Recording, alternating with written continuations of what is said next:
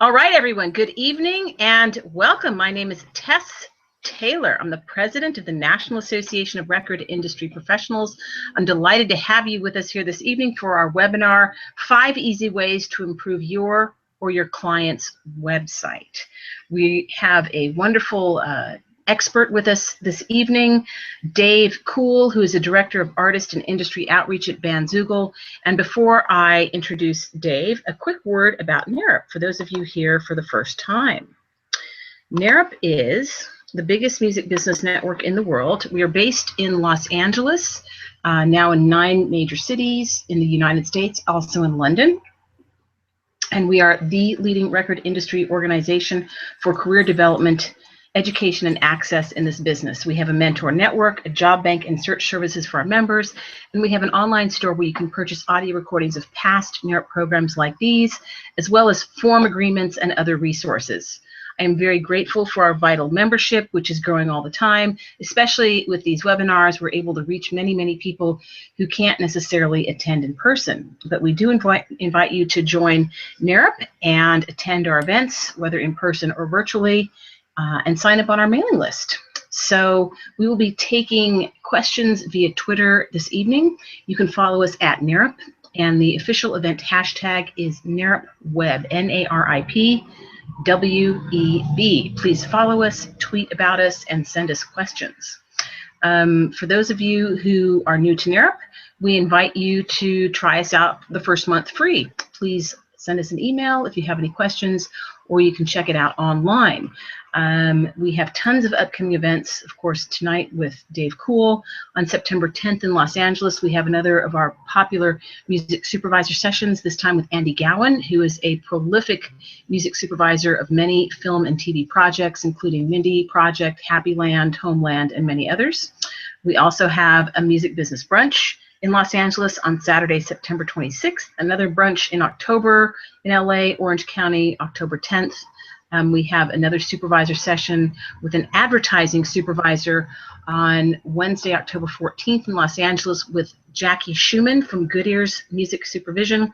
Good Ears is an ad agency that does many of the ads for Apple, among other huge clients. On November 10th, we have a film and TV supervisor session with Andre Van Forsta in Atlanta, and many, many other events. So check our calendar at narup.com and subscribe for free. By the way, we have a great feature in Music Connection this month. It's the 21 pilots are on the cover. There's a great feature on music supervisors. It's called Music Supervisors Sound Off, and they did a little profile of NARUP's sessions, which I'm very grateful for. So check that out if you get Music Connection in print or online at musicconnection.com. In addition to being able to attend many of our events online, you can stream many of them, and you can attend our supervisor sessions and our A&R pitch sessions virtually. You don't even have to be there. We launched these several years ago. They've been wildly successful. We have now over 200 placements to our credit as a direct result of these sessions, including major placements with Vodafone, AT&T, and lots of film and television projects that you would recognize. You can have a look. There's a huge list of our success stories on the page where this event is streaming now. So after the program tonight, we'd appreciate a few minutes of your time to give us some feedback. Your feedback helps tremendously to improve the quality of our offerings and make sure that we're giving you what you need. So you will get information about that after the program today, as well as a free gift to thank you for your time. So these Google Hangouts obviously are great. You can attend many of our sessions this way. And now to our program. As I said, we will be taking questions online via Twitter. You can follow us at NARUP and tweet your questions. The official event hashtag is NARUPWeb. And if you have any questions during the program, you can email Spencer in my office, who can help you with any technical difficulties you may be having. Spencer at narup.com, S-P-E-N-C-E-R at narup.com. And I want to thank Spencer Tapia for his help organizing our program today. All right, and now to our lovely guest. Dave Cool, and yes, indeed, that is his real name. He is the Director of Artist and Industry Outreach at Bandzoogle. Bandzoogle is built for musicians by musicians, and it is used by over 25,000 musicians and bands to build their websites and manage direct-to-fan marketing and sales, and we know how important that is. Dave has spoken at dozens of music conferences, including South by Southwest, Canadian Music Week, San Francisco Music Tech, ASCAP Expo, which is where I met him in person recently. He has also been interviewed by tons of great publications, including The Economist, Newsweek, CNN, The Financial Post, and others for his insights on the music industry. In 2006, he directed and produced the documentary film, What is Indie?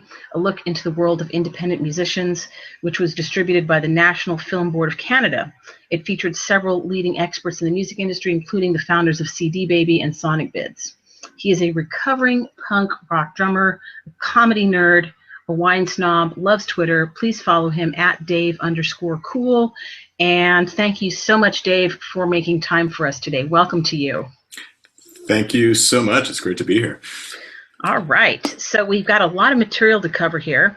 Thank you very much for helping to put this, actually putting the entire presentation together, which I appreciate. I hope people can see it on their screens now. If only, Spencer, I could get to the PowerPoint itself. We're going to talk about 5 easy ways to improve your or your client's website. So what exactly is where's the first place and the best place to start, Dave? I'm just going to, I've got the slideshow open on my end here, so I'm just going to skip through some of these initial slides, but okay. You described Bandzoogle very well. So we'll just start, maybe if people want to contact Bandzoogle or the offer, you need a website offer. I think it's the 4th slide. Okay, got it.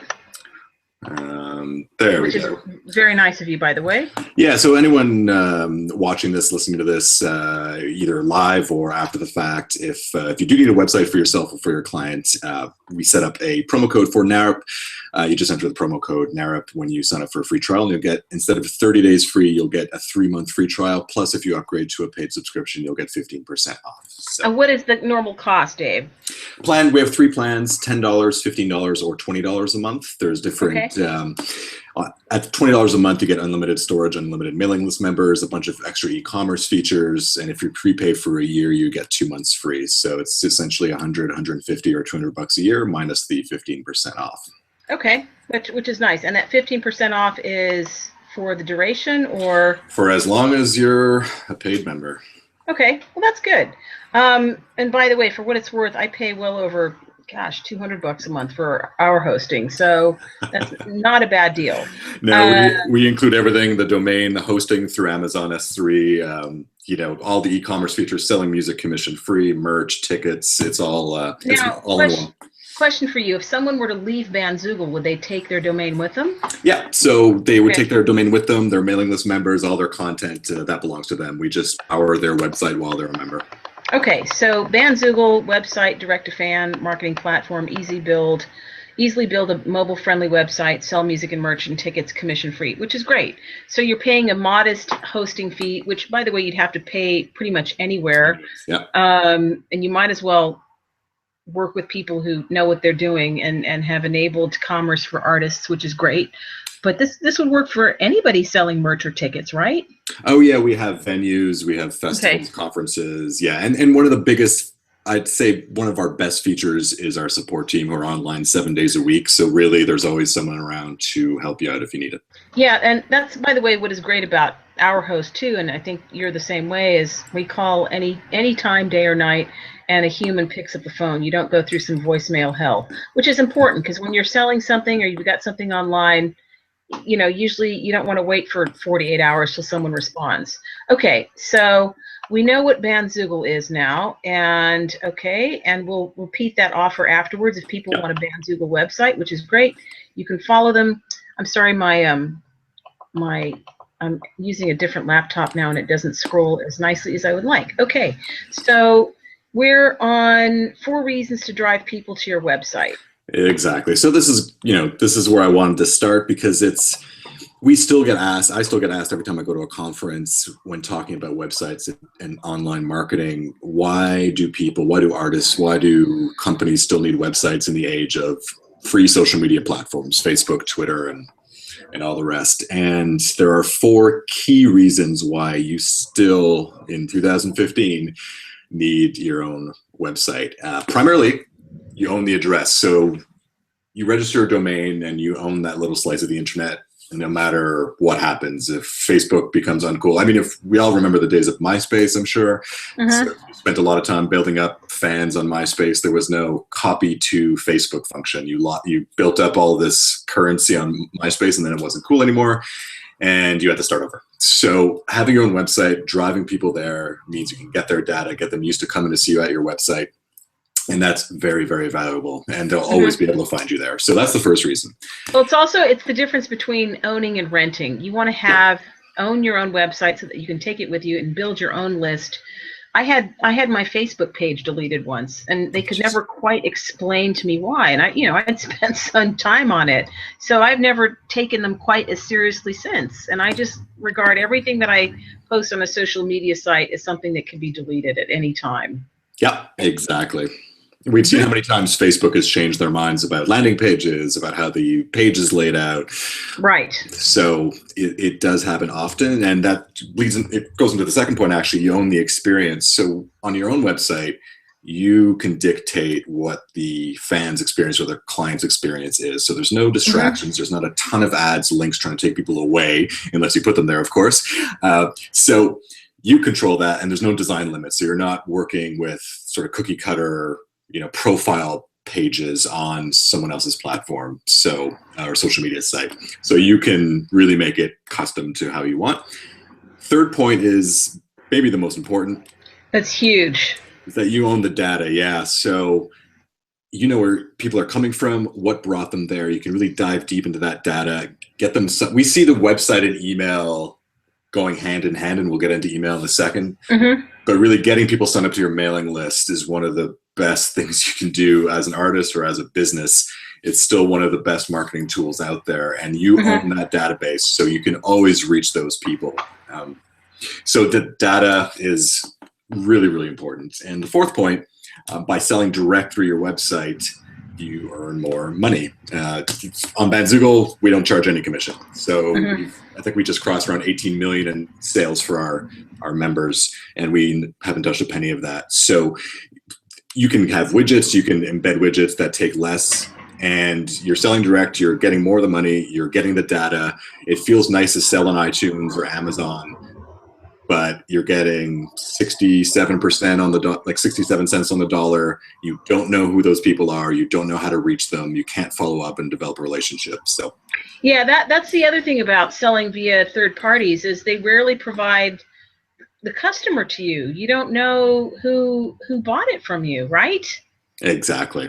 Isn't that true of all of them? Amazon, CD Baby, iTunes, do any of them provide that information? I think CD Baby might if someone purchases through CD Baby directly, but not if you're distributing through CD Baby to iTunes, Amazon, or the big box online retailers. You don't get that information. Okay. Yeah. Well, so ownership is everything. Yeah. All right. So data.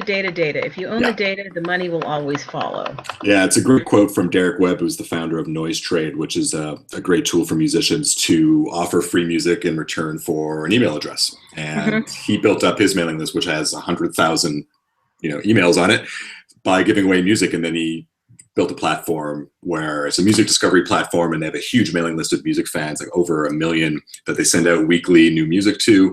And it's a great way to build up that mailing list. But he used that data, those emails to tour and to find cities where he could go and play shows and make money and sell merch and, sell to these people after the fact, and using music as the sort of entry point.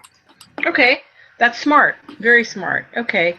Giving people something in exchange for their email address. Okay, so mailing list. Yeah. By the way, I know Emily White, and I've had this quote for years. I wonder if she borrowed it from me, or if I inadvertently borrowed it from her. So an email list is an artist's retirement plan.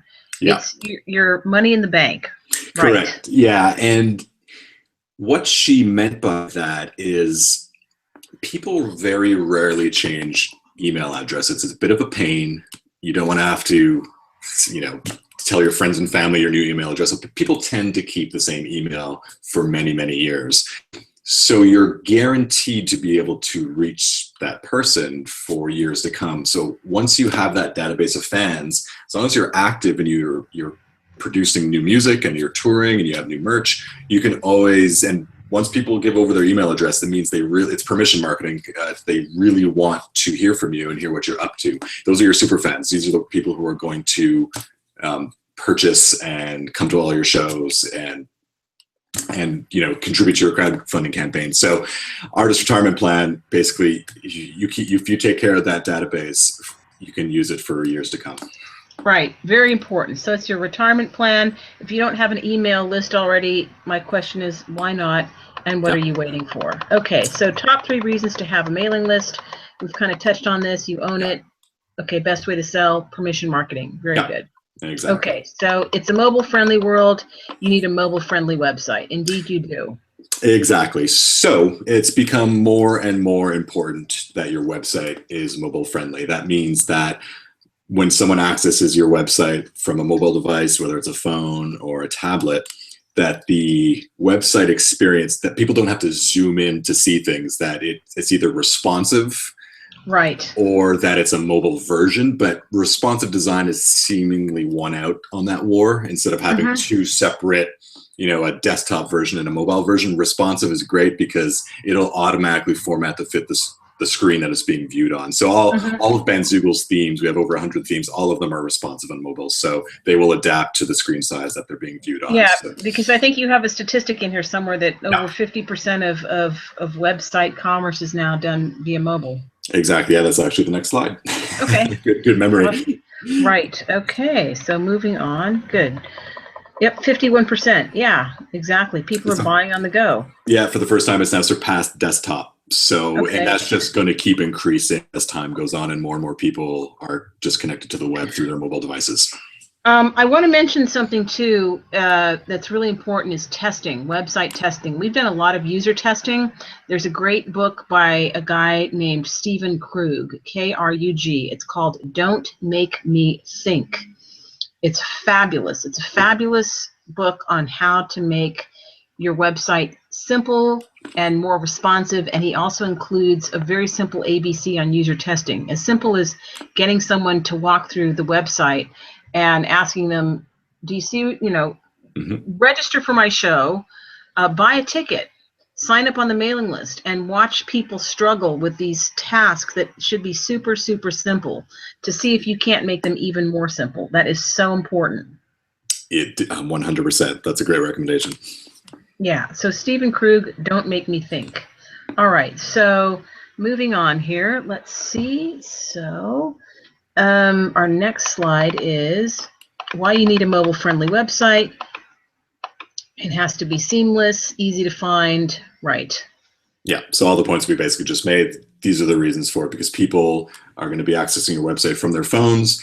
And if your content is harder to find on mobile, or if the e-commerce doesn't work properly or it's hard to find, then you're guaranteed you're missing out on sales. And isn't it horrible how impatient we all are? If a page doesn't load in 5 seconds, we're out of there.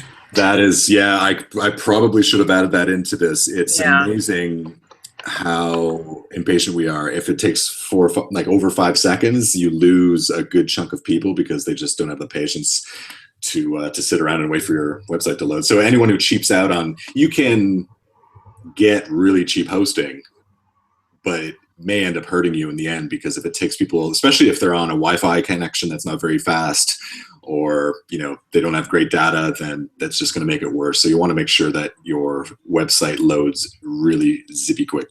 Oh, no kidding. Yeah, it's been driving me crazy today just doing some updates on ours. Okay, so Google's 2015 mobile friendly update. Yeah, so this was huge news. I think they were calling it Mobilegeddon. Yeah. And so Google changed their algorithm on mobile for mobile search only, but that's huge. So they are now boosting pages that are mobile friendly within the search rankings on mobile, and actually punishing websites that are not mobile friendly in the mobile search rankings. So a lot of businesses were disappearing from the the first page of Google results on mobile because their websites were not mobile friendly. And that is, if you're not on the first page of Google, you almost don't exist. So Yeah. it's really super important to make sure that your website is mobile friendly. And on the next slide, actually, there's a web address there. You can type in the address of your website. It's the Webmaster Tools. Right. And Google will analyze that and let you know if it passes their test. I'm afraid to even try with ours. Okay, google.com/webmasters/tools/mobile-friendly. Very important. Yes. Yeah.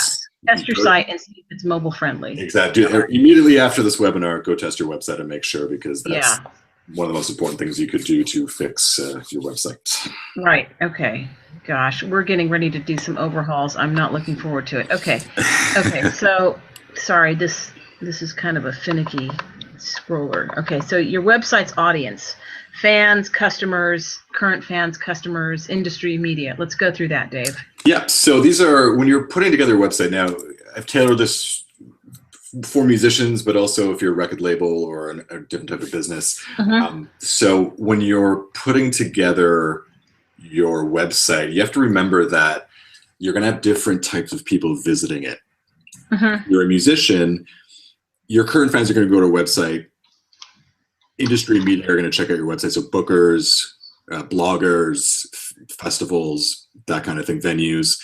But there's also potential fans. So let's say you're opening for a bigger name artist and their fans go to your website to see if you're worth showing up early for. There has to be content for them. So we'll go the next few slides go through each of these categories to talk about the different type of content that you need to keep in mind for all of them.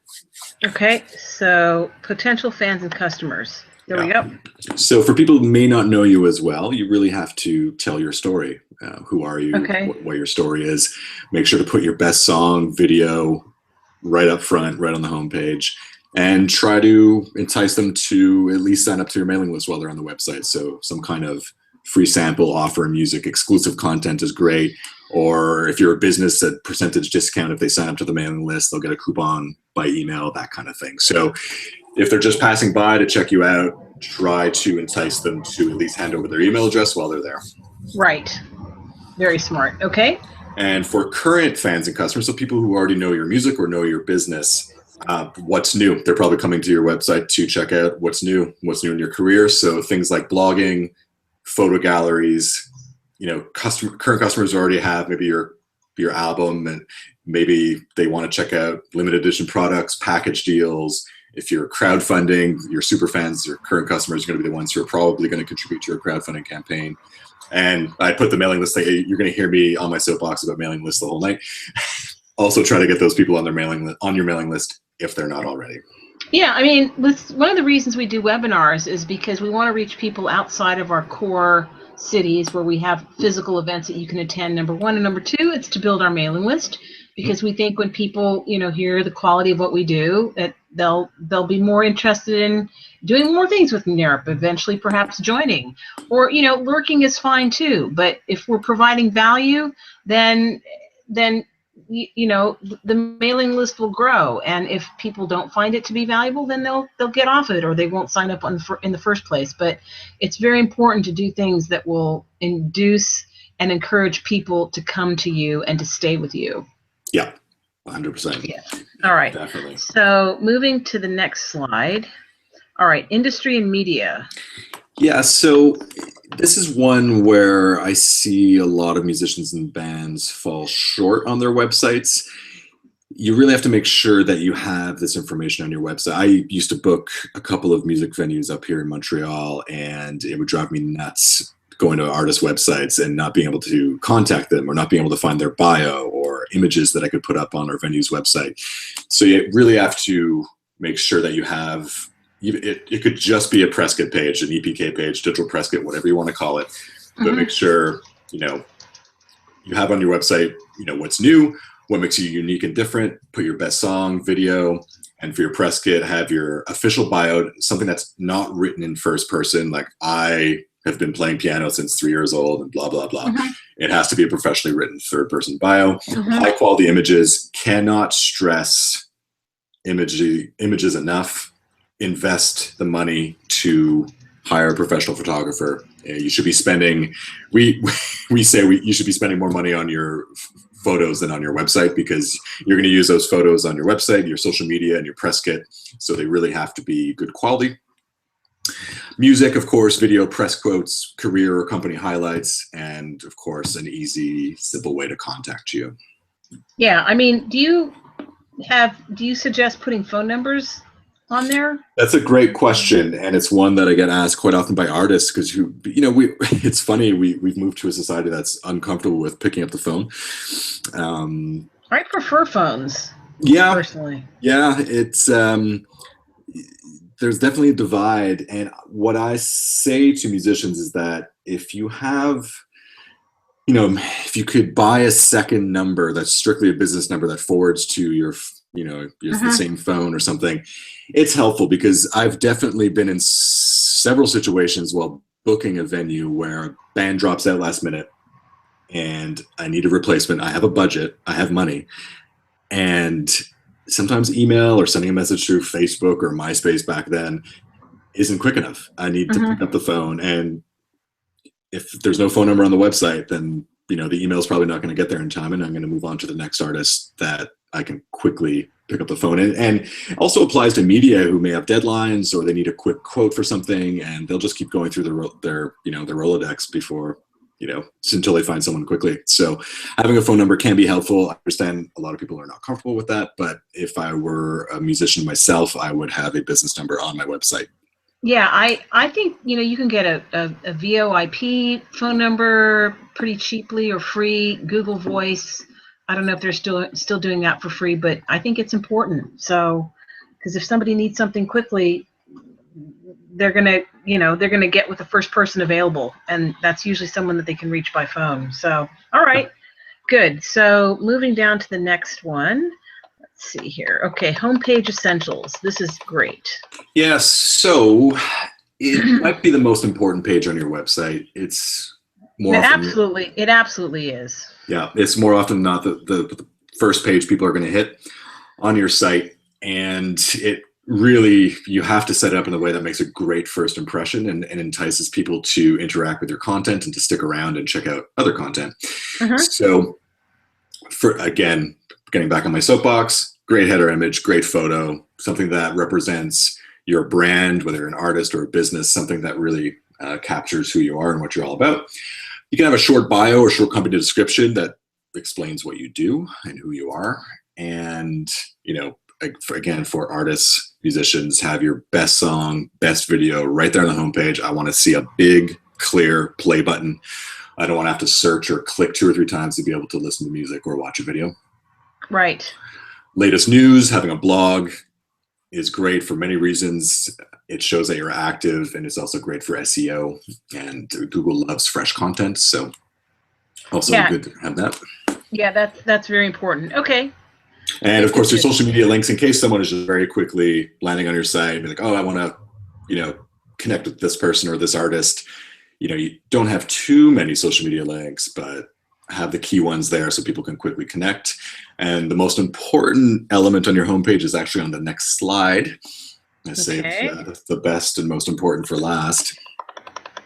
Call to action. Explain what that is for people who don't know. Yeah, so a call to action is something that directs people to something specific you would like them to do when they land on your website. And so it's important to also mention, Dave, that people who are not used to sales will so often assume that their message is clear. You're advertising a show. Oh, well, of course people will know that I want them to come to the show. Well, no, they might not. Yep. They might not. So you have to say, get tickets, go to my show, go here, click here to buy tickets now. It's got to be something so short and concise that you tell people what to do. And don't think that this is lowbrow or unnecessary or foolish or a waste of words. It isn't. Give people one clear direction. That's what a good call to action will do. I have call to actions throughout this webinar. Subscribe at NARUP. It's free. Join NARUP now. You can join NARUP at narup.com, and we first month free if you're interested. That kind of thing. That's a call to action. And telling people where to go, what to do, and where to click, I think is super, super important and underestimated in its importance by many, many people. Oh, yes. Yeah, this is another mailing list, great photos, and calls to action are my the three things I probably repeat the most when I'm giving workshops or speaking on panels. So you want to direct people. They're going to land on your site. Where do you want their eyes to focus? Where do you want their next action to be? What do you want their next action to be? And almost treat it like if you were running like a little boutique clothing store, and a customer walks in, or a potential customer walks in, and you're the salesperson. What do you want to tell them about? Do you want to tell them about the new arrivals? Do you want to tell them about the sales rack? Do you want to, what's the one thing you want that person to know about right away? And same thing with your website. And I'd say most of the time, again, we encourage musicians to make their call to action to join their mailing list. Again, collect that data, get those email addresses, and then you can upsell from your mailing list. But for mid-career artists or artists who have an established fan base, they may immediately have a call to action to make a purchase when people like they have a new album out and they're advertising right there on the homepage. Click here to buy now. And it could be as simple as watching your latest video, or to contribute to your crowdfunding campaign, or like you mentioned, come check out our upcoming show. Right. Or we're on tour, click here for all the dates, that kind of thing. But it's also worth mentioning that confused people will not buy from you or do anything. A confused person will do nothing and leave your website. So make sure you have one very clear call to action and stick with that, at least for that promotion, or for that mail out, or for whatever period of time or project you're working on. Don't have 2 and certainly not 3 calls to action, because confused people do not buy. They will not subscribe, and they will not click, and they will not watch a video. If they're not sure what to do, you're going to be losing customers and losing fans. That is a perfect segue to the next slide. Once again. Did I anticipate something? Okay. Yes, you did. All right, hold on.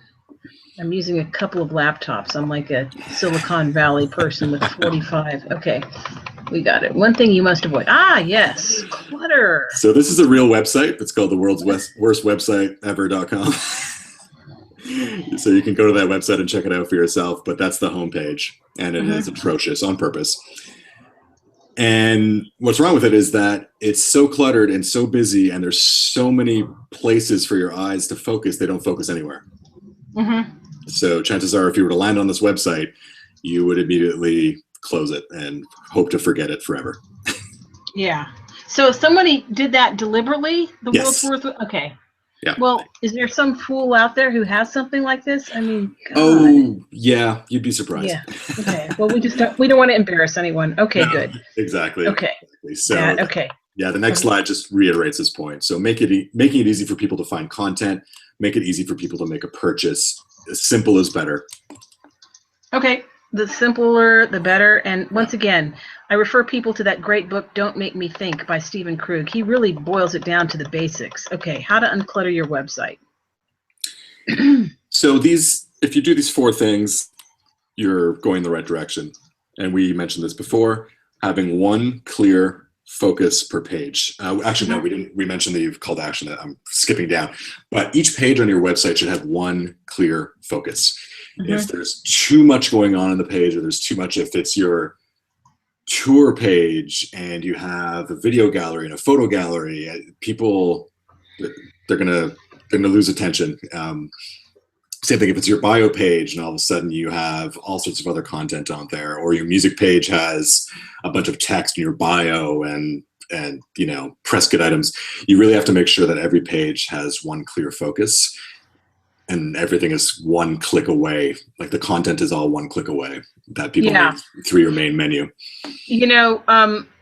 NARP.com struggles with too much information. I mean, because we've been around for like almost 20 years now, and we have such huge archives.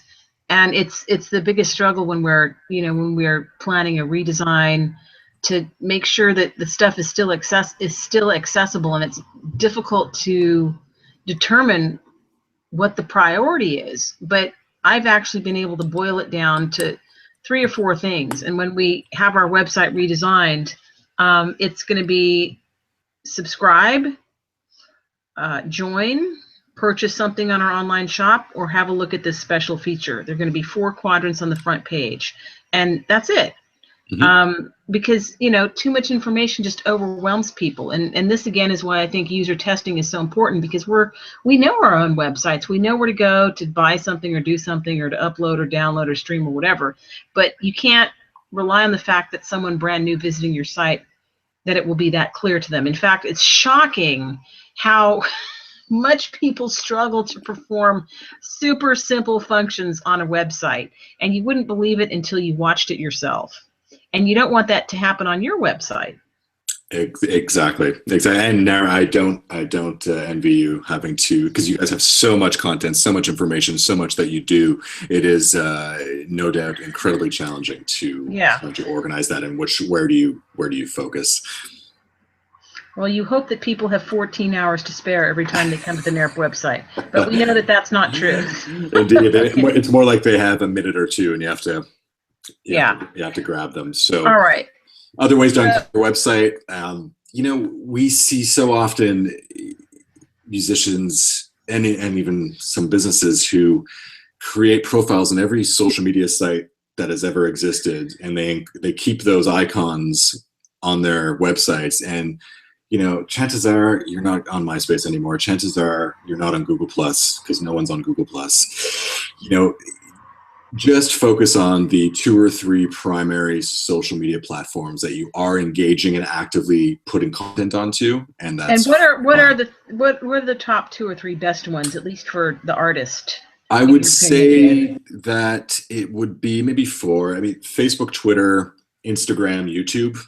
Okay. I would say are the top 4. I mean, there's some people are really into SoundCloud. There's other platforms as well, but if you're active on those platforms, chances are that's where most of your fans are YouTube, Facebook, Twitter, and Instagram. Okay. So those are kind of the big 4 right now, and that could change. I could be wrong by the time someone hears this in a couple of weeks. Which, of course, is one more reason to own your own website, so that you can keep drawing people to you. Okay. Exactly. How to drive traffic to your site. Okay. Oh, sorry. There's just 2 more quick points on the unclutter. I apologize. No worries. The other one related to social media is it's tempting as a quick way to keep your website fresh and updated to embed your social media feeds, which some people do for Twitter and Facebook, which is fine, but I've seen too many websites where they have a blog, they have their Facebook feed, they have their Twitter feed, they have their Instagram gallery, and it's just too much. It creates a nightmare that you don't know where your eyes don't know where to focus. So just have one feed that has your latest news, and people can click on the icons. People are pretty smart. They can click on the icons if they want to check out more content on those sites. Okay. And the last point, you know, focusing on one call to action. Especially if you're a musician or band, really focusing on one call to action. Obviously for NARP, you guys do so many things. So having 3 or 4 on your homepage, as long as they're organized neatly and nicely and clear, then that's obviously fine. Okay. Well, I hope we would get the thumbs up from you, but sometimes I worry. Okay, never mind about that, Dave. Okay, so let's see. How to drive traffic to your website. Yes, so that's a question we get often. And there's basically three primary ways. There's a 4th that I didn't want to put in here, which is paid ads, Google ads, that kind of thing. But not many musicians and bands are going to use that. So primarily, you're going to use free tactics, which is blogging, other types of content, and social media. Mm-hmm. And so if you go to the hub and spoke slide, to the next one down. Hold on, I just lost the PowerPoint. I'm getting it back. Stand by. Help, Spencer. Thank God for Spencer. Okay, where's the Google Chat, and where's the? That's that. Good. I did something and I lost it. Is it there? Mm-hmm.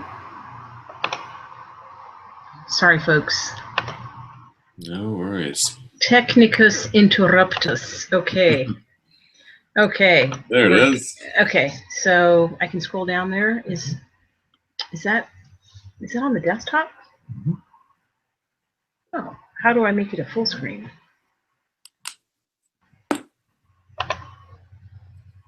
Such a clever fellow. Okay, thank you.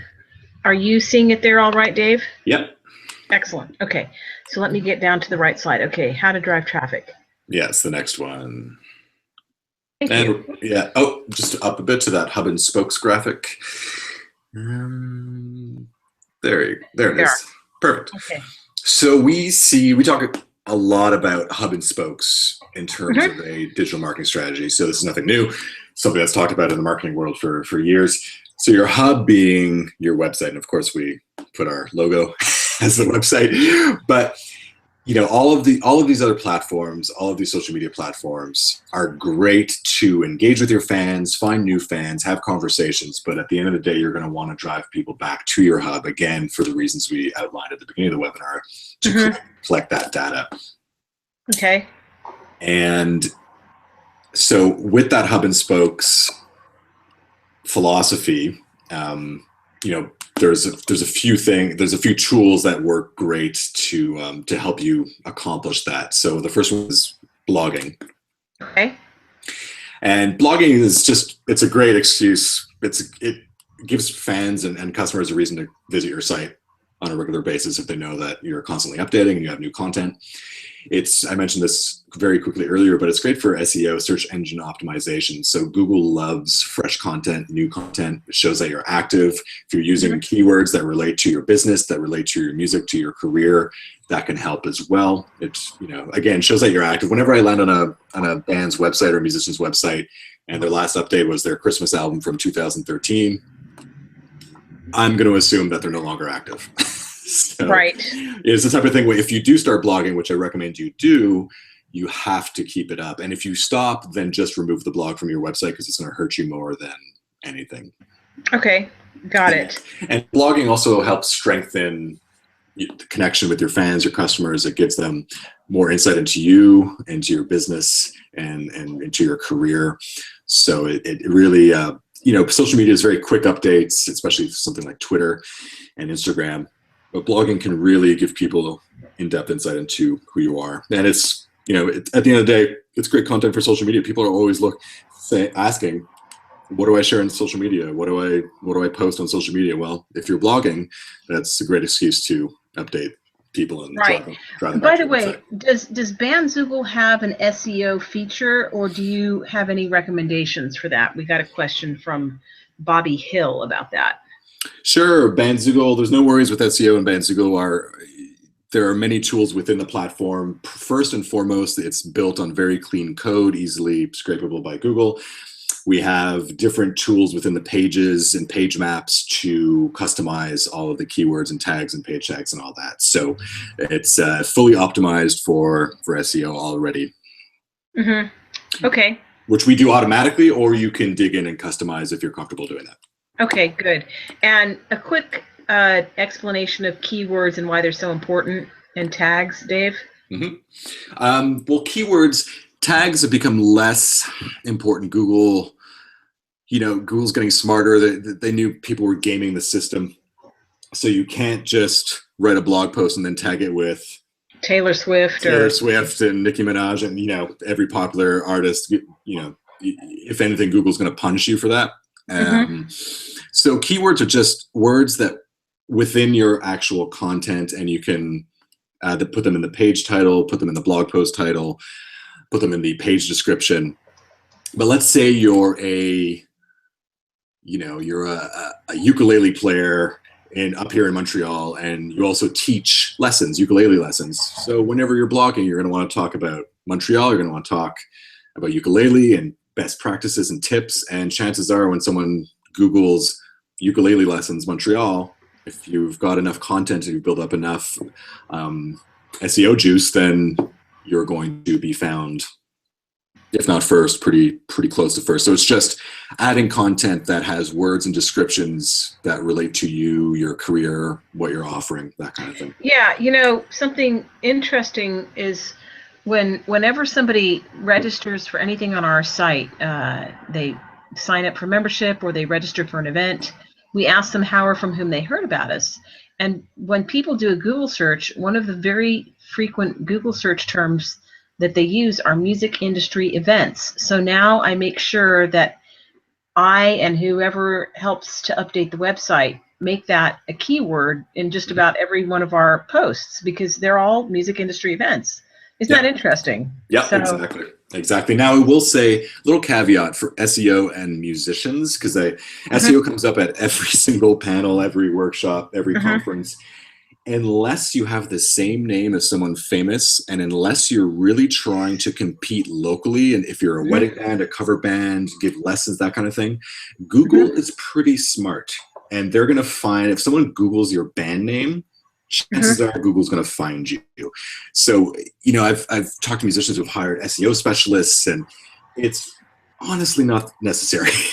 You know, again, unless your name is just John Smith or something where you really need as much help as you can get. But if you have a unique band name and someone's searching for your music online, they're going to find you. They're going to find you. And it really becomes more important for businesses who are competing with other businesses in the same space.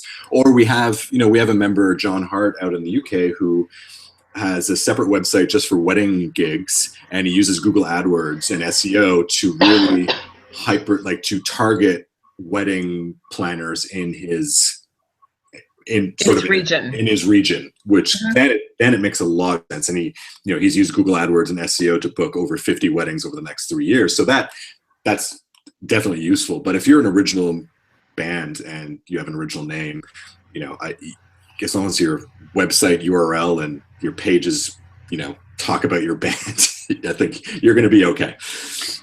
Apropos of that, I was going to wait until the end to take questions, but when they're directly related to what you're talking about. One of our members, Patricia Baya, says that when she does a Google search, her website comes up on the second page of results. She wants to know, how can she improve this? The site has been live for about 2 months. Excellent question. I'd have to look at the site.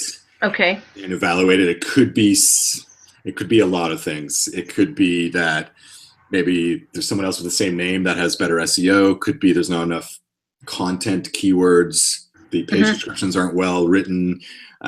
There's a lot of things like that.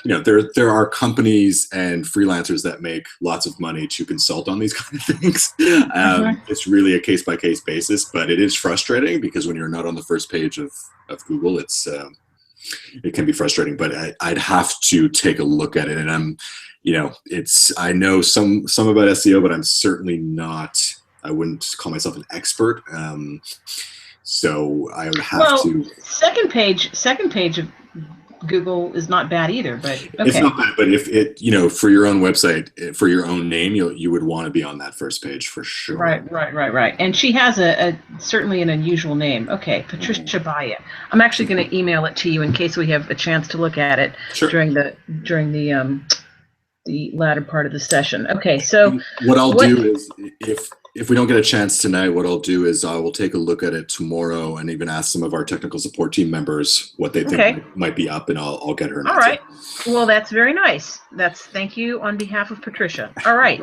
So what to blog about, especially if people aren't or don't consider themselves to be great writers? Yeah, exactly. So these are just some ideas. You can preview an upcoming show or an event, stories from the road, tour, rehearsals in the studio.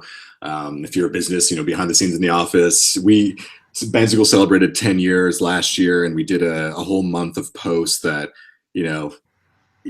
we all work from home. So we did a feature on our home office spaces and our pets and, all sorts of fun stuff. And members loved it. And they were some of our most popular posts. So you never know what's going to connect with people. Obviously, you can talk about music and videos that you're really into, new gear, products, advice for other artists if you've had some experiences that you think would be helpful for other people, stories from your personal life if you're comfortable with it, and any passions outside of music or your primary business. But blogging doesn't have to be a 1,000-word essay every time. You can have a photo, with a caption. It could be a quick video blog. It doesn't have to be, sitting down and writing for 3 hours. It could really just be quick updates, just as long as you're keeping content fresh and letting people know what you're up to. Right. Okay. and other fresh content. So I'll move on to the next slide. So okay. Other reasons, you basically want to give people reasons to come back to your website. So if it's just static all the time, chances are people won't come back. So blogging obviously is great, but you can also add other content like new music. So if you're debuting new songs, new albums, put that up on your website first, drive people to your website. If you have new video, drive people to your website. Photo galleries, new merch products, that kind of thing. This is all great content for social media. You know, make sure you're driving people to your website, collecting that data, trying to get them on your mailing list, and making sure that they're engaging with you on your own terms on your website. Got it. Okay. Very good. So keep it fresh and keep it coming. Yep. More how to drive traffic to your website. Okay. Yeah, just a few key things to remember on social media. I mean, social media alone could be an entire webinar, but it's important to keep in mind that it is a conversation. People are on there to engage and have a conversation. So less promotion, more engagement. What's your story? What are you up to? Asking questions is great, and then, you know, on a regular basis, seed out content and links that go back to your website. But I follow a lot of musicians on Twitter, and you know, there are some that their entire stream is just come to my show, buy my album, come to my show, buy my album. And after a while, boring. It gets boring, and you just tune it out. So well, I usually start our programs with the slide. I didn't put it in this one, I forgot. How to get people to buy from you. First, they have to get to know you, and then to like you, and then to trust you before they will buy from you. So it's a little bit of you have to woo someone. It's like dating. You have to get to know them and let them get to know you. To me, it's just, I mean, we all get so much of this stuff. We call it spam. It's such an affront to get an email from someone I don't know to say, buy a ticket to my show. Well, who are you? You know, and I mean, you just delete it because you don't even know who it's from or any of that. Why would I do that when you haven't bothered to have a conversation with me first? And this is why people like Taylor Swift are wildly successful. She actually hired a consultant to help her engage more with fans on stage, which I think is so smart of her.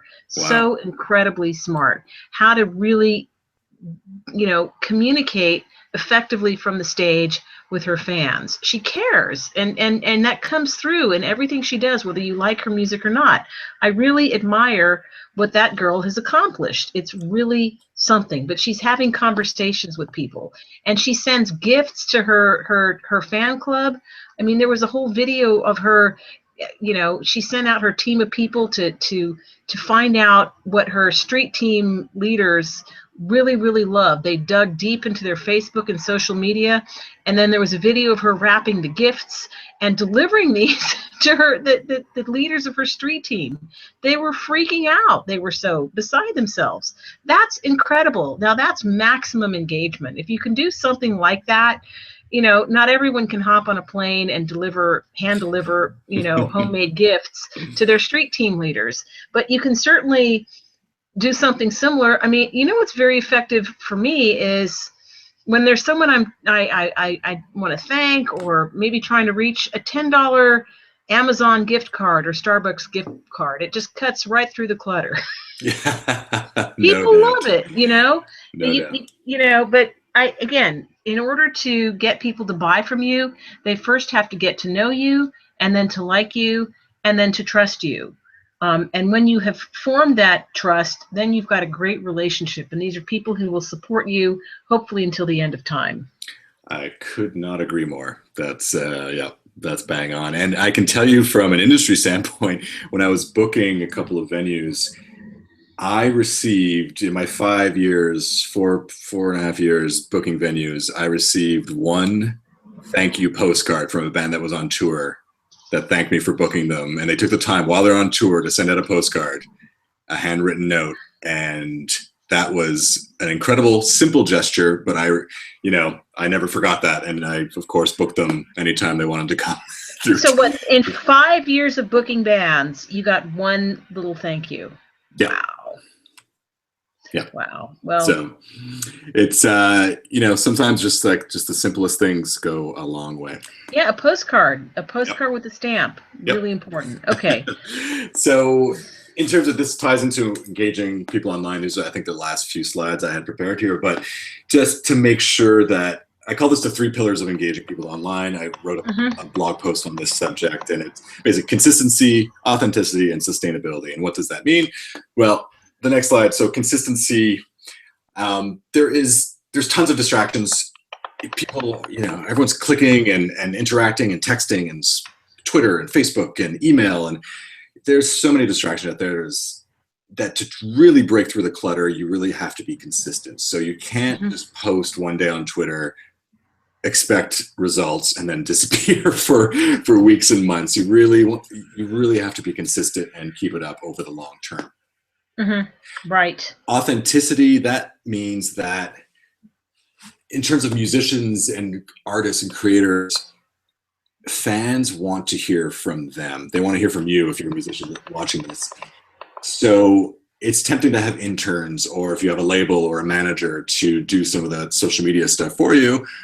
Unfortunately, it tends to fall flat more often than not, because fans really want to hear things from the artist perspective through their voice, and they want to feel like they're going on that journey with the artist. So Taylor Swift is a perfect example of that. I mean, if she's reaching out to all of these people, I mean, that's genuine, authentic. Of course she has help. But a lot of these biggest artists in the industry, if you look at their Twitter feeds and Instagram feeds, that's them. They're the ones updating it, because that's what fans want. I followed a few Twitter accounts of musicians that were on labels, and it was just very dry, updates from the label with basic information, and it's just not very engaging, and you're not going to get a lot of result from that. Oh, who was it? I actually just followed her a couple of weeks ago. There was this tweet that just blew up. A fan of this band, I'm trying to remember the band, the guitarist in the band is Blackfoot Whitefoot. Oh, what's her name? But a fan posted a guitar lick, a half-finished guitar lick from one of their famous songs. And then the guitarist in the band sent a short video back to the fan showing her close-up how to complete the guitar lick. And it was so cool. Was it Alabama Shakes? Alabama Shakes, that's it. It was fantastic. That was great. I started following Alabama Shakes after that, and the fan just went nuts. Yeah, that's incredible. That was so cool. Yeah. So, authenticity, we don't need any more spam. We don't need any more canned messages. Okay. Exactly. And the last one is sustainability. So that just means, again, don't expect immediate results. You have to keep it up for months, even years, and then over time, build up that solid fan base and customer base. Yeah, a lot of people just don't stay with it. I mean, we send out a bulletin, I think, just about every Tuesday. I try to do it on Tuesdays because Tuesdays are the best days for results generally. Mondays, people are still frantic from the weekend. Wednesday, they're getting in too deep into the week. Tuesdays are a good day. And that's when we send out our weekly bulletins, pretty much rain or shine. So, sustainability. And all right. The next slide is maybe my favorite of the entire presentation. Ah, yes. Which is to never leave someone hanging. So on social media, it's so important that if a fan takes the time to ask a question or to compliment you or to leave a comment, if it's on Facebook, respond to them, at least like the comment. On Twitter, answer the question or at least favorite the tweet. You'd be amazed how much, I'm a huge comedy nerd. I go see comedy all the time and wherever I travel, and I'll often tweet about it and talk about the comedian, talk about the show. And I know that the comedians that respond and thank me or favorite the tweet, the ones that are paying attention, it makes my night as a fan. And you can imagine for your own fans how much it means to them to get a response and for you to actively engage with them. So never leave someone hanging. From our perspective, Bandzoogle, I oversee our social media presence, and we have a search open at all times for Twitter. So if someone doesn't specifically mention us but says the word Bandzoogle, we catch those tweets, we respond, we favorite them, we thank people, and people are really appreciative because they're not expecting us to respond, but it's our policy to respond to everybody that mentions us or asks a question, and it makes a huge difference. Right. Yeah, I think so too. So we're going to take a few audience questions and then review a few websites here. I want to remind people to use the hashtag NARPWeb. There are a lot of people tweeting questions, but not necessarily using that hashtag, and it's helpful so that we can see them all at once. And then website reviews we're going to get to as well. A few questions here. Let's see. good examples of websites or websites that follow these principles. Can you name a few, Dave? Wow. Yeah. If you go, I'm just going to be a little promotional here, but if you go to benzoogle.com and go to our examples page, it's right there on the homepage. Okay. Those are some of the most awesome sites on Benzoogle. It's just a small, snippet of the bands that are and musicians are using our platform. We have over 25,000 websites. Not all of them are created equal because it's up to the artists to do it themselves. But these are some of the best sites out there that follow a lot of what I talked about tonight. So bandzoogle.com and then examples. Correct. Yeah. Okay. Good. Do you guys permit JavaScript? Let's see, there was a kind of a technical question. Do you allow HTML, CSS, JavaScript customization? So a couple things. So we have actually an HTML feature, so you can embed any HTML you want into that box, whether it's widgets or something else. And you can get into the CSS styling. A huge warning pop-up will happen when you click on that link, warning you that you could break your website. So it's there, but we don't make it super obvious because our whole thing is that it's websites that work. And so if you don't know what you're doing with CSS, you can really mess things up. But yes, you can get into there and style things. Okay, so programmers beware. Very good. What are the 5 essential pages on an artist's website, in your opinion? This question from Sharon Gitau. Excellent question. I actually wrote a blog post called The Magic 8 Essential Menu Options for Your Website. And, you can have less than this, but obviously, and you'd be surprised how many people don't have a homepage, by the way. Their bio page is their landing page or their music page is their landing page. You really, first and foremost, should have that homepage, which will then direct people from there, depending on your calls to action and how you've laid out your website. You should always have a bio page. That's super important, especially for industry. Music page, obviously. It's still amazing to me. I'll go to websites all the time that don't have music players on them, that they force you to go to iTunes or Spotify to listen to the music. If there's anywhere online that people should be able to hear all of your music, it's on your own website. So music page. If you perform live, then of course having an events, shows, calendar page, very important. Besides that, I see often people have a media page for photos, videos, music. I'm not a huge fan of that just because media, for me, I don't know if I'm in the media, should I be clicking on that? Is it, then it takes a few clicks to get to the content that I want to see. If I want to see your video, it might be at the very bottom of the media page. So I like to separate those out, photos and videos separately. But I think it's good to have high resolution photos available for press and just, some hidden, not even hidden link, but a link on your page where someone can easily find that, right? Oh, 100%. That photos should be on your main menu. Videos should be on your main menu. Exactly. Those should be, each deserves their own section. And for videos, don't send people away to YouTube to watch your videos, because once you send people to YouTube, they're going to be watching crazy cat videos in 30 seconds. So embed your best videos on your website, keep them on your website. And then if they really want to see more than the top 5, 8 videos, however many you've embedded on your site, then they can go to YouTube to check out the rest. But yeah, and I think you'll see what we've done on our site. We don't have our own video player. We use YouTube. But I haven't sent people to youtube.com. I have had the YouTube video embedded at nerup.com because I want the traffic. nerup.com wants the traffic. So exactly. Yeah. So okay. So the essential menu items, the Magic 8. I assume you have a blog that we could subscribe to, Dave? Yes. Yeah. So on bandzoogle.com. Correct. Yeah. And it's pretty easy to find. In fact, it should be. It's stupendously easy to find. Okay, I'm going to subscribe to that as soon as we finish our webinar today. Sure. And so besides that, you should have, if you're selling, you should have a store page. And last but not least, you should have a contact page. Make it. Some people put their contact information in the footer of the site, but again, especially if you're on mobile, just have a menu item. It doesn't take much effort. Just have a main menu that says contact. That way it's one click away at all times that people can get in touch with you.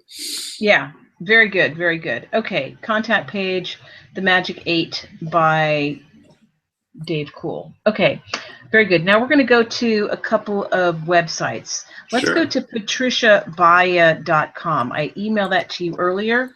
Oh, okay. Hang on. I don't have that one loaded in my browser here. And she says she's a longtime and happy Bandzoogle member. Oh, awesome. Yeah. Okay, so sorry, I just had to log into my email here. Okay, awesome. So great header image right away. Okay. Patricia, you chose a really nice, simple, modern theme, which is great. It's not too much clutter. It's very clear. You have your, I love that you have the how to pronounce your last name, Bahia, on your website. That's awesome. Okay.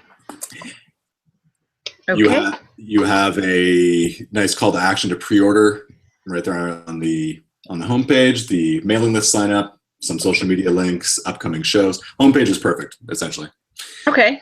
That's great. It's very clear to navigate. The about page has bio, music, and videos. I would maybe separate those out. Getting back to what I was saying before, because I have to scroll all the way down to the bottom of the page to check out the videos. So I would separate those out into separate pages. And when you're embedding video on your website, as a musician, I would recommend using the 100% width. Just make it nice and big, enticing to click play, and stack them one on top of each other rather than in two columns. Okay. What else? There's a separate lyrics page, which it's great to have lyrics on your website. People search for lyrics. It's one of the most popular searches online, lyrics for songs. And just as a quick note, I'm not sure, Patricia, if you knew, but you can actually, oh yeah, you do. So you also have the lyrics within the music player as well. That's great. Okay. There's a shows page. Awesome. Some live shots. Perfect. A call to action to book Patricia for an event. That's amazing. Really well done.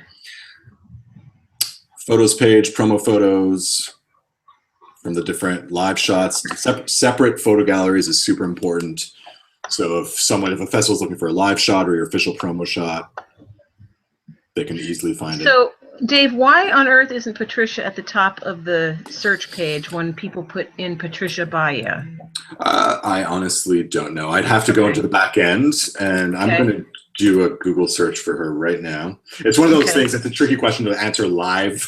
Okay. We really have to do some research. Well, into this, I don't want to put you on the spot, but when her website is so well put together, one has to wonder. Maybe there are. So it is currently number 4 on my Google search. There's Reverb Nation Facebook, some kind of music studio webpage, and then the official.com. So it's on the first page, 4th link down for me. Okay.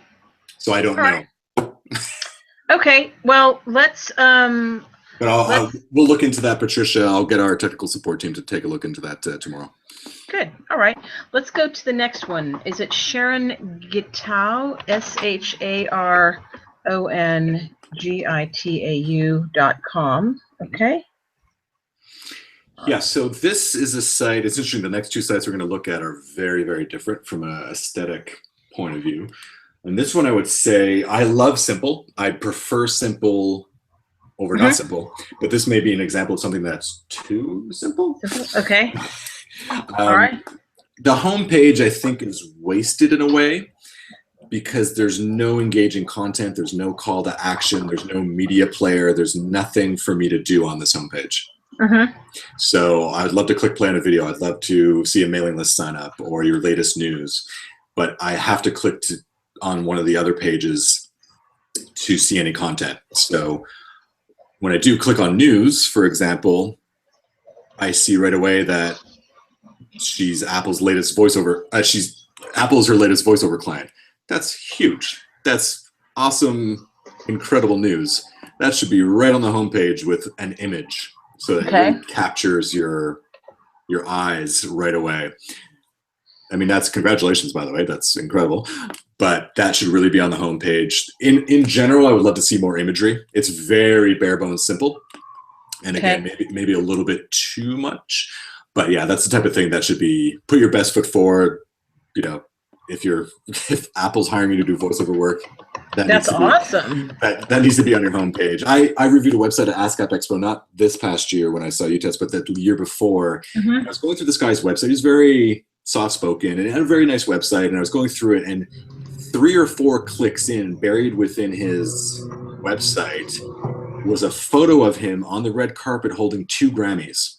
I was like, dude, that needs to be your background image. Like, that needs to be your header image. Like, do you have any idea, like, the different perception people would have in landing on your website if they saw that photo? He's a 2-time Grammy-winning composer. So, but he had that image buried. He's like, oh, I don't like to promote myself or be too self-promotional. I was like, well. Oh, come on. What?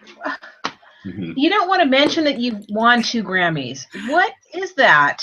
Yeah. So that's ridiculous. I gave him a good talking to, but that's an extreme example. But yeah. So going to the music tab. Okay. So it's almost in a blog format, and there's little play buttons here. It's not bad. It's not bad. Like, there's no. Yeah, they're very simple play buttons. There's no shareability. You can't share these to social media very easily. There's no links to these tracks, but at least there are play buttons, which is great. Okay. I'm just going to go to the About page. Oh, finally, there's an image of her. That's great. Oh, and there's a message there for us. That's amazing. Oh. That's funny. No worries, Sharon. This page is still working. Okay, it's very nice, Sharon. I mean, Yeah. This is beautiful.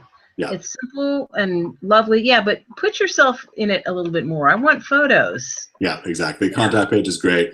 I'd love to see, because you are a composer, and I could sort of get that sense from your music page, but even just a portfolio page that really lays out in detail everything that you've worked on. Mm-hmm. And I have a suggestion, Sharon.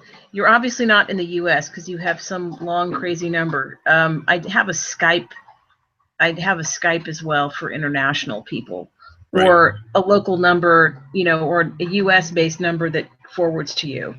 I think that would be smart. Mm-hmm. Right? Great. Okay. Very nice. Okay. Let's go to the third and last one we're going to look at tonight, which is this is markeisha.com. MARKEISHA.com. Okay. Thank you, Sharon. Okay. So for this website, and I hope I'm pronouncing, I don't know if it's Markeisha or Markesha, but it is, it's very busy. So they're very different aesthetically, like I mentioned earlier. And there's a lot of great content here, videos and music and imagery, but it is a bit on the cluttered side of things. I don't know, my eyes don't know where to focus, and I don't know where you want me to focus and what you want me to do. Do you want me to click on the SoundCloud player or the new video, or to click on an image? And there's a link towards the bottom, more items. Your homepage should be very clean and simple.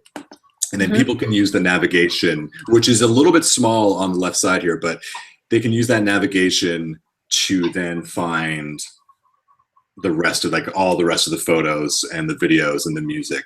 So, there's so much great content in here. I'm just clicking through all the different sections. It's all there. In terms of the organization of the menu, it's great. Mm-hmm. Each section has a good, clear focus to it. It's just that landing page that is just a little bit too busy. Yeah, so I guess the question is, what do you want? What do you want us to know about you? What's most important to you? That you're going to be performing, that you're available to hire, that you do gigs, that you have a new video out, a new song out. I like, for people who can't decide, I like the slider function, which gives you 3, 4, 5 options, so that at least people will focus on one thing at a time when they come to your website. And it's on a 10-second delay or whatever. But then, you can put your top 2, 3, 4, 5 items there if you're not sure which one is most important. But it should be clear to you what you want people to do, and then be made clear to them. Because I agree, Dave. It's a little bit busy. I'm not sure what to do or where to look. Like, what if I wanted to buy something? Okay, I guess I would go to the store. but you'd want to entice me by saying, buy my new single now, have a, listen here, 99 cents on iTunes, or download here at my site, whatever it is you want us to do with your new music. Yeah, exactly. Now, if you could go, I'm just going to spring this on you, Tess, but if you could go to DelanieGibson.com, DELANEY Gibson.com. Mm-hmm. It's a great example of is a Bandzoogle member, and she has this beautiful image as her header image. Like, I'd love to see Markesha do something like that, like a nice, beautiful, professional photo in the header or background. Because right now, like, her name, singer-songwriter pianist, is buried in like the top left in this tiny box. Mm-hmm. Modern design is really about nice, large background images or header images. Oh, this is beautiful. Yeah, she's a beautiful girl. That's beautiful. And Markesha is beautiful too. Yeah, it's a gorgeous photo. And if you scroll down, very simple mailing list sign up, her latest album, nice big new official music videos. I mean, it's great, and all the navigation is very clear up at the top. So that kind of style is very popular, and it's so easy to navigate. It's easy to find content. And it really emphasizes, great photos. And if you've got some great photos, then that really should be the centerpiece of the design. That is beautiful. Okay, DelanieGibson.com. All right. So let's see. Anything else to add here, Dave? Shall we go to a few questions now? Yeah, if there's any other questions, I'd be happy to answer some more. Are you playing the drums, by the way, in the background? Am I playing the drums? No. Because I keep hearing percussive noises. I wonder. Oh, it might be when I put my hands on my desk. Sorry about that. Oh, okay. No problem. I was wondering if it was on my end. Okay, so we asked you for good examples of website. You can go to bandzoogle.com and look at examples. Delaney Gibson is an excellent one. We asked about JavaScript, HTML, and CSS, and the answer is yes, you can include that if you like. 5 essential pages on the artist website. Yes, we have that. And we're taking questions at #NarupWeb. Let's see. We had another question here from Bobby Hill who sent, where did it go? I'm sorry here. Okay. I'm just refreshing Narup, #NarupWeb for questions.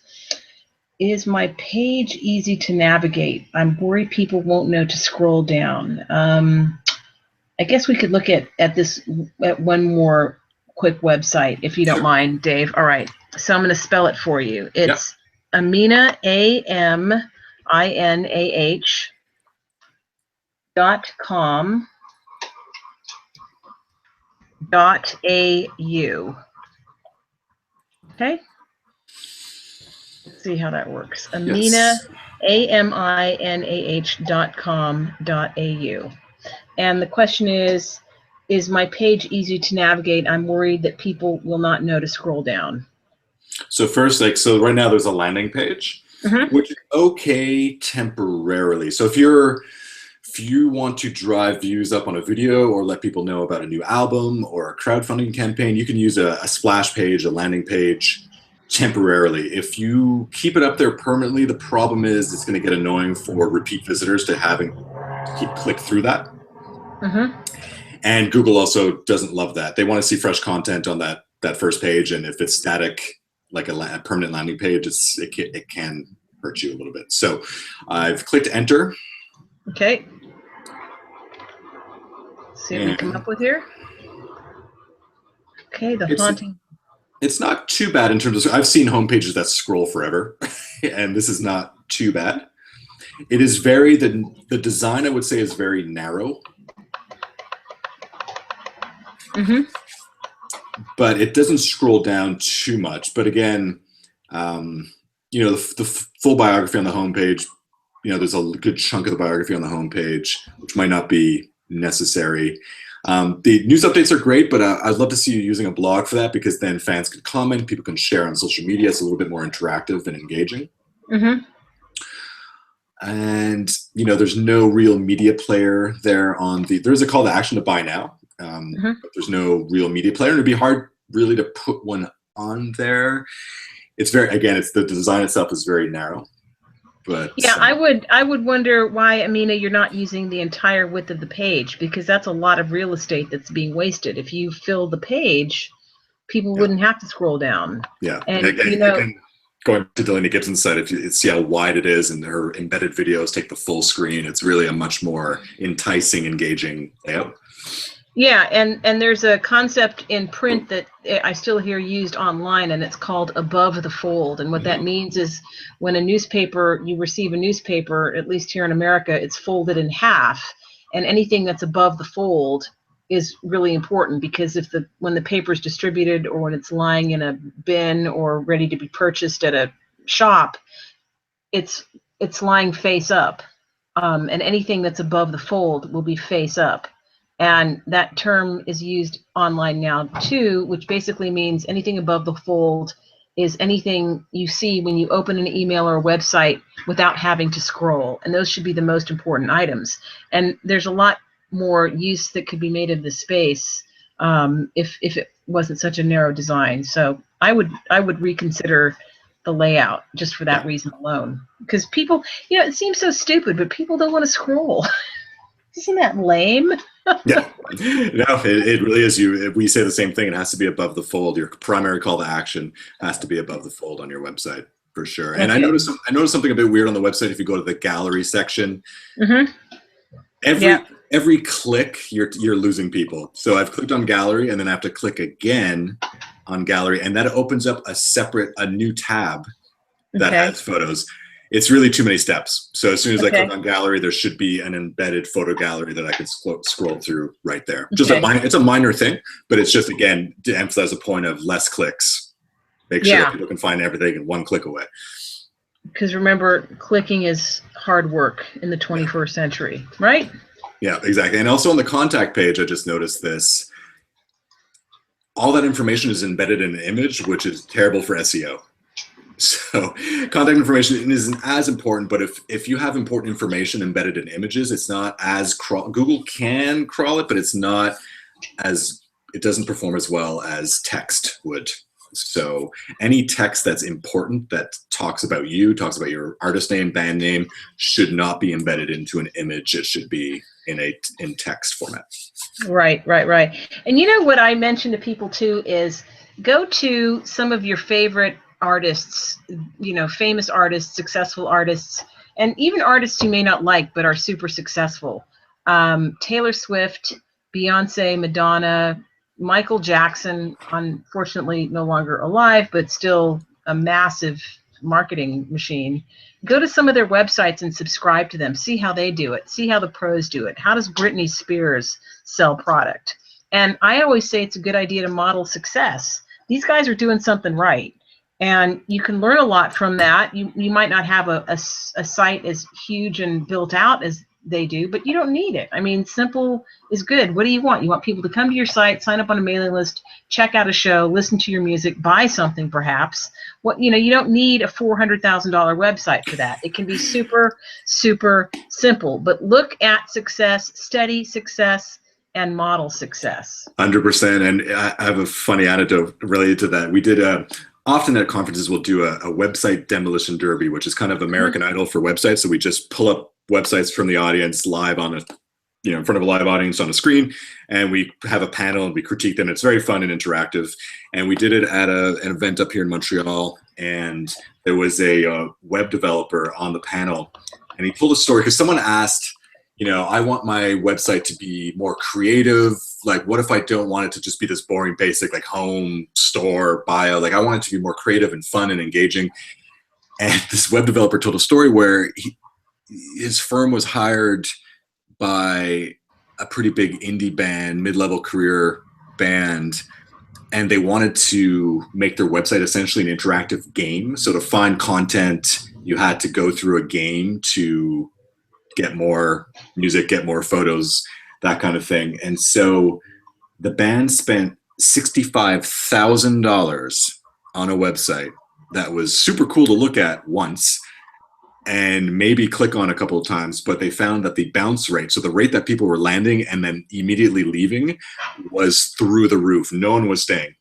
So Why? they paid $65,000 for a website that no one, because you couldn't find any content. You had to go through this stupid game anytime you wanted to see their upcoming show or hear their music or buy something. It was a disaster. So they had to undo it because they lost all their business through their website essentially. So, your music is your art, your website is your business, I would say. Yeah. Wow, $65,000. What a waste.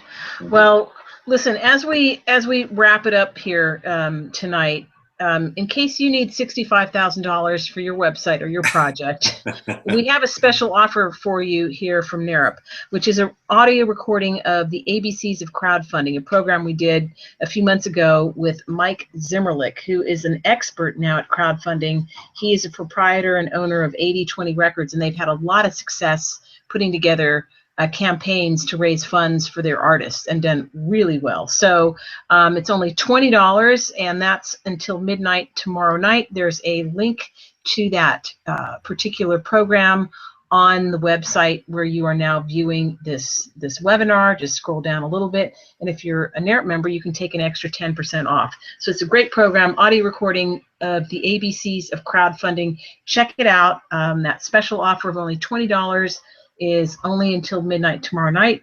And I also want to mention to people that we appreciate a little bit of feedback after the program. You'll get a link with to a form, which will ask you just 3 or 4 questions if this webinar was useful to you, and any suggestions you may have for future programs. We love to hear from you so that we know we're meeting your needs. And if there's anything else you'd like to know, please tell us. So, Dave, I want to thank you very, very much for making time for us tonight. By the way, can people hire you to help them with their websites, or do they have to be a Bandzoogle client?